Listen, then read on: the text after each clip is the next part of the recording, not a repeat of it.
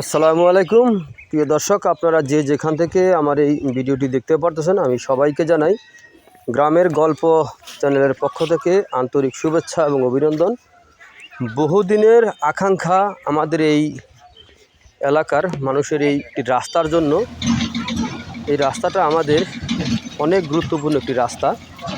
এই রাস্তাটা কিন্তু দীর্ঘদিন আমরা একেবারে কাদা মাটি দিয়ে যাতায়াত করতে হয়েছে। এক বর্ষার সময় চলতে অনেক কষ্ট হতো, কিন্তু এখন এই রাস্তাটা কিন্তু হচ্ছে, ইনশাল্লাহ ঢালাই দেওয়া হচ্ছে। বহুদিন পরে, বহু আকাঙ্ক্ষার পরে এই রাস্তাটা ঢালাই হচ্ছে। এখানে অনেক শ্রমিক দিয়ে এই রাস্তার কাজ সম্পূর্ণ করার চেষ্টা করতেছে। দেখতে পাচ্ছেন এখন আমাদের চলাফেরার জন্য, এই গ্রামের মানুষের চলাফেরার জন্য হাজার হাজার লোক এই রাস্তা দিয়ে আপনার প্রতিদিন যাতায়াত করে।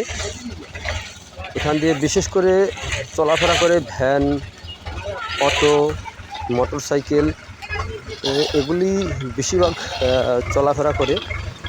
তো এই রাস্তাটা আমাদের একটি গুরুত্বপূর্ণ, একেবারে গ্রামের ভিতর দিয়ে একটি রাস্তা। তো এই রাস্তাটা আমাদের জন্য এতটাই গুরুত্বপূর্ণ যা বলারও বাইরে। বর্ষার সময় এই রাস্তা দিয়ে হাজার হাজার লোক, বর্ষার নেই কিন্তু যাতায়াত করে।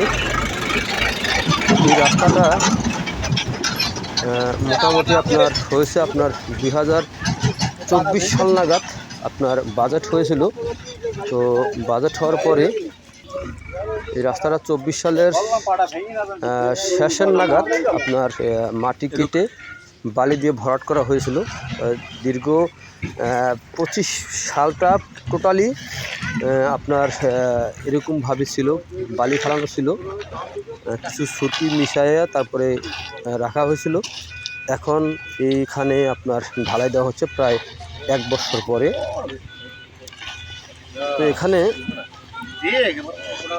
এখন যেভাবে কাজ করতেছে, মানুষের জন্য কিন্তু চলাফেরার জন্য একটি ভালো একটি ব্যবস্থা হয়ে গেছে।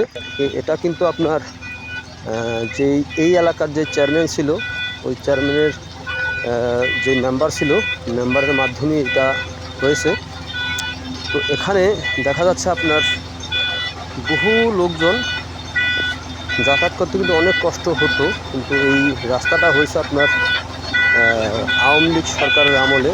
বাজেট কাজ কিন্তু এখন শেষ হচ্ছে। মূলত এই এখন বর্তমানে যেই ডক্টর মোহাম্মদ ইউনূস সাহেব রয়েছে, ওনার আমলে না, এটা কিন্তু আপনার অনেক আগে যাদেরকে এখন মানুষ স্বৈরাচার বলতেছে, তাদের আমলে কিন্তু এই রাস্তাটা হয়েছে। তো শুধু এই এলাকায় না, বরং সমগ্র বাংলাদেশে কিন্তু অনেক রাস্তাঘাট, ব্রিজ, কালভার্ট অনেক কিছু কিন্তু করেছে। তারপরে ঢাকা শহরের মধ্যে যে উড়াল সেতুগুলা, পদ্মা ব্রিজ, তারপরে কর্ণফুলী টানেল, এরকমভাবে বাংলাদেশের বিভিন্ন জায়গায় কিন্তু আপনার অনেক কাজকর্ম করা হয়েছে। তো প্রিয় দর্শক, আপনারা যে যেখান থেকে আমার এই ভিডিওটি দেখতে পাচ্ছেন, তো আপনারা সকলে ভালো থাকবেন, সুস্থ থাকবেন। আল্লাহ হাফিজ।